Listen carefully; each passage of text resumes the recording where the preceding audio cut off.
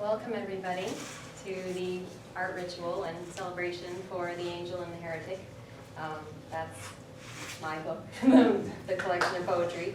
And that was a collection that was generously published by St. Julian Press in July of this year. It was a very interesting journey to the book being published in the first place.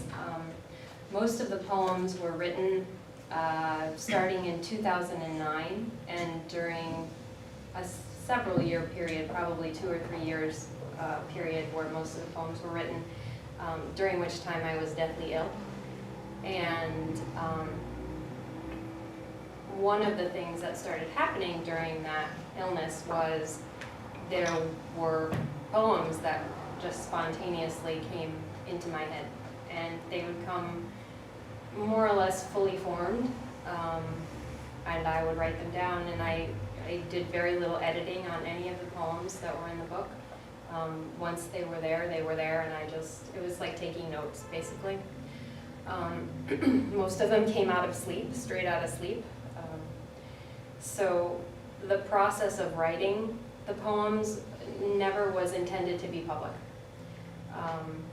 And it was only because there were so many of them in a very short period of time that I started sharing them just among a few friends, a few people were reading the poems, because there were so many of them that I had to get them away from myself somehow. I couldn't just have them, closed up here, and there were just too many. They came, sometimes 2 or 3 a day.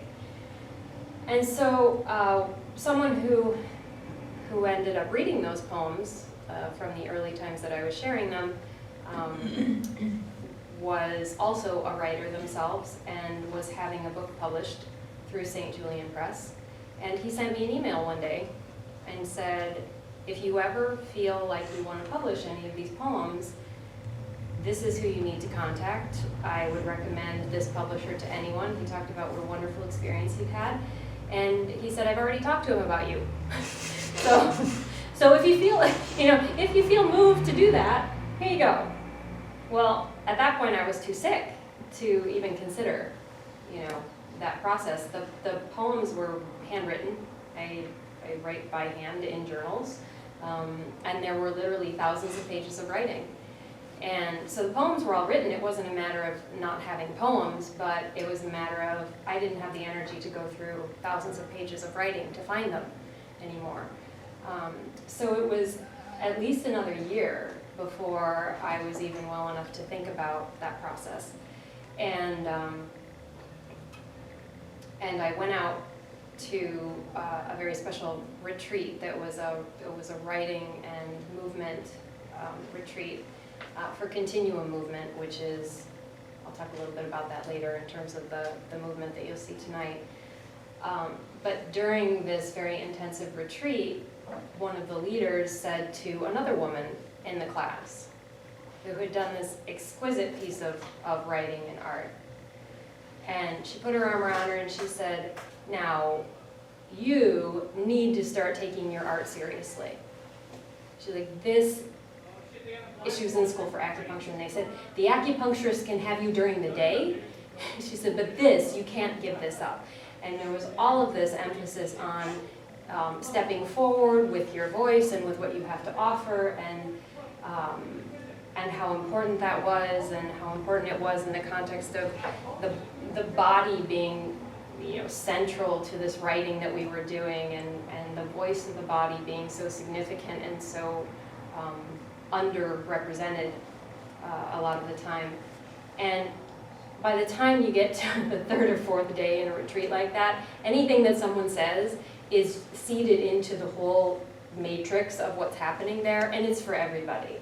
And so Rebecca, our leader, had said this to another woman, and it was just what I needed to hear at the moment. And I thought, okay, why not?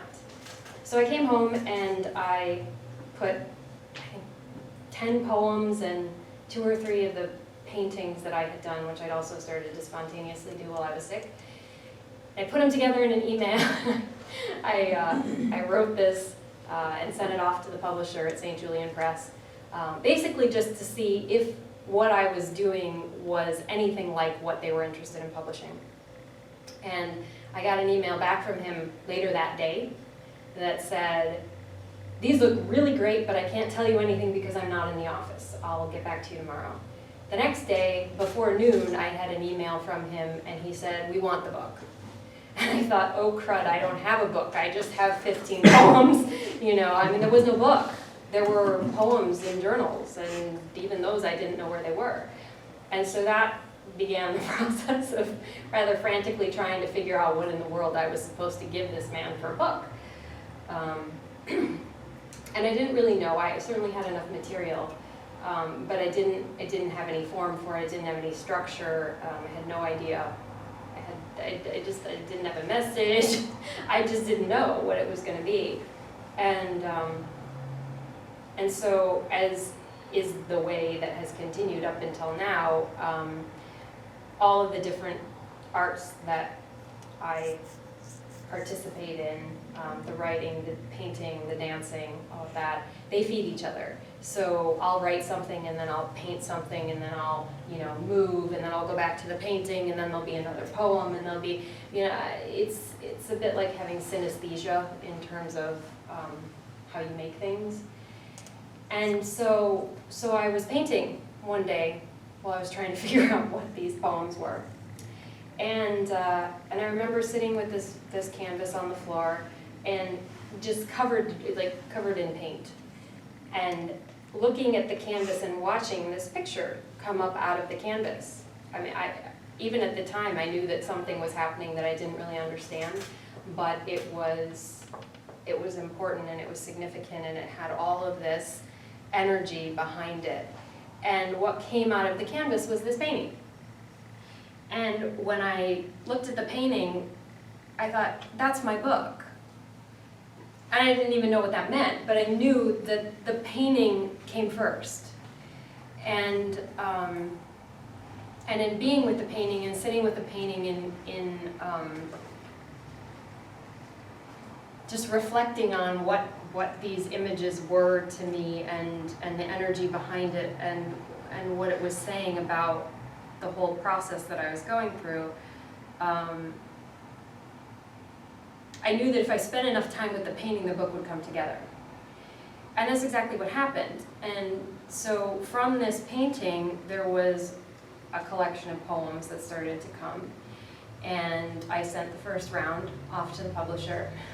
And he sent an email back to me and says, "This is amazing. I love this book. It's wonderful. I'm so happy. Now cut it down by at least a third. It's way too long."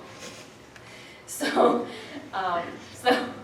he's very nice. I couldn't have asked for any better publisher for a first experience. Really patient and helpful. So I went back with it, and I took a knife to the whole book. And when I was done, I was left with 108 poems. And the way they structured themselves, I literally would sit physically with pieces of paper all over the floor. And I wouldn't even, think about what the poems were. I would just let my body put pieces of paper together. And it was my body that told me which poems go together and where they sit in the collection and all of that. And what I ended up with was a collection of poems that read from beginning to end as though they were a prayer mala. And each poem was like praying a particular, bead on this mala.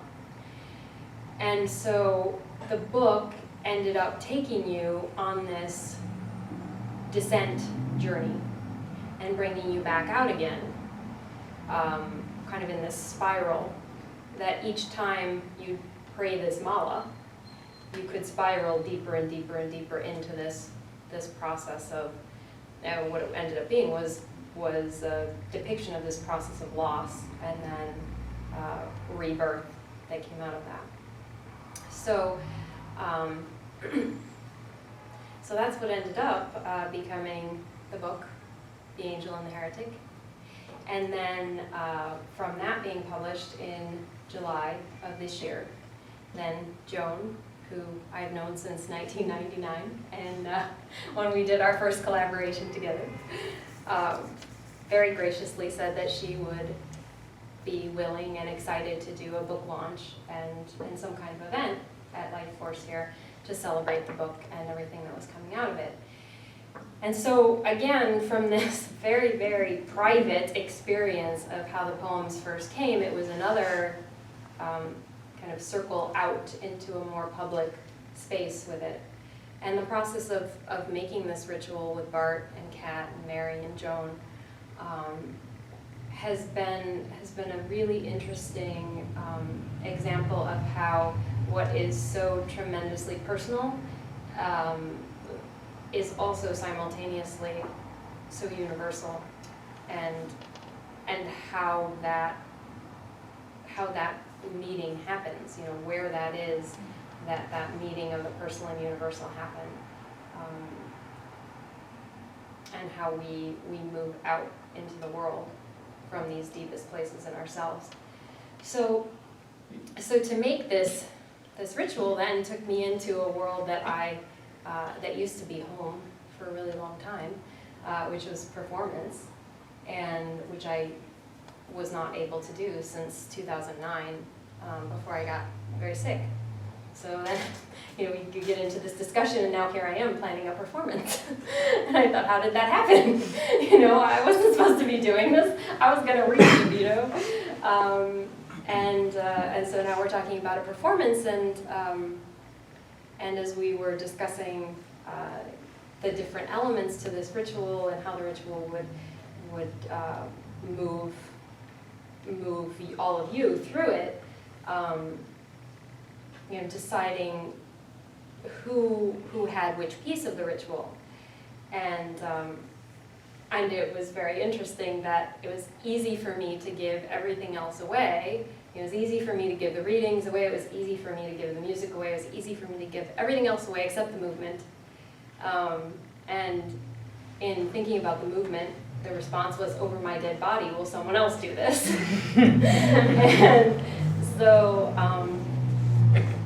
it ended up being an occasion of dance coming back in a completely different way for me, which I haven't done since 2009. So this is a really, really great opportunity that Joan has offered here for me as well. So it's been a real pleasure to work with Bart and Kat and Joan and Mary on these different segments of the ritual. This ritual is going to carry you in a participatory way through this same mala of the collection. And so there'll be, you know, periods of descent and loss and being able to enter into that. And then through the arts, noticing how they help carry you through to the other side of that, as all good ritual does.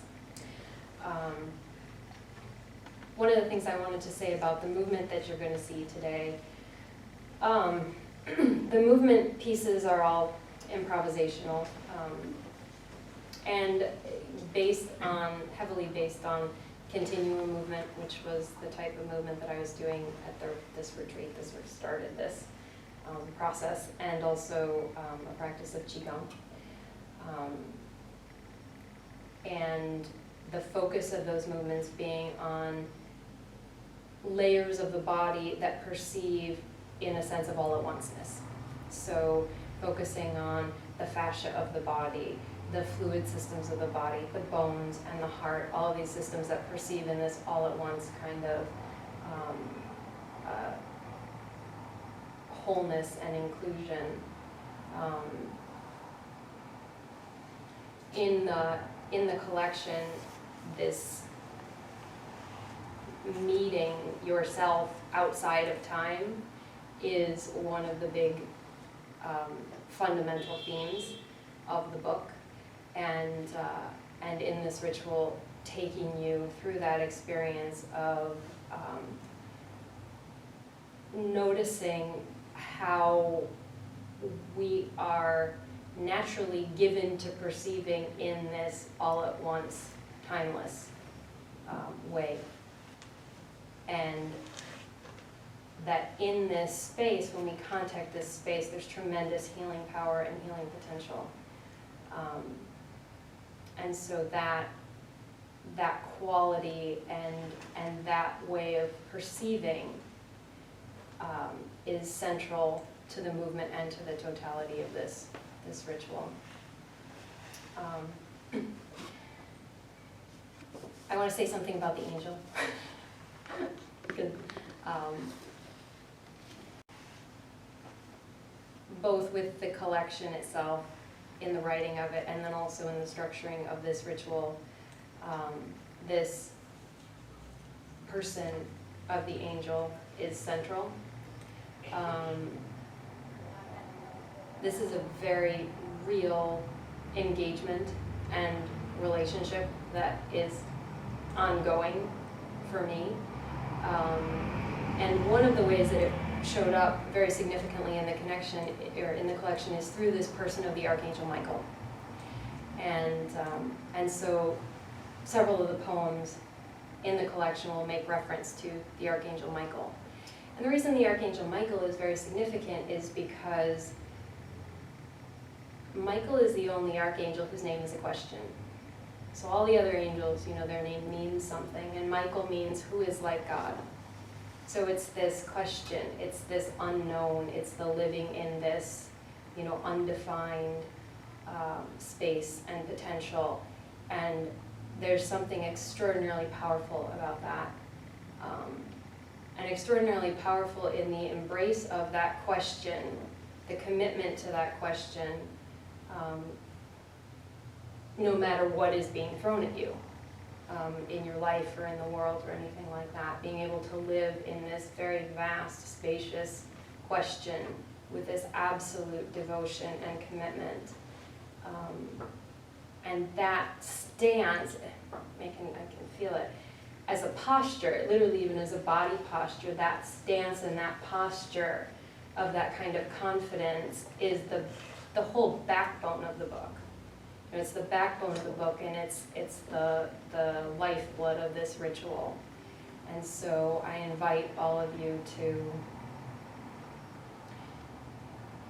to embrace the possibility of perceiving from that kind of spaciousness, that kind of unknown, and that kind of confidence in the unknown that can be trusted no matter what is happening, no matter what you're experiencing. So.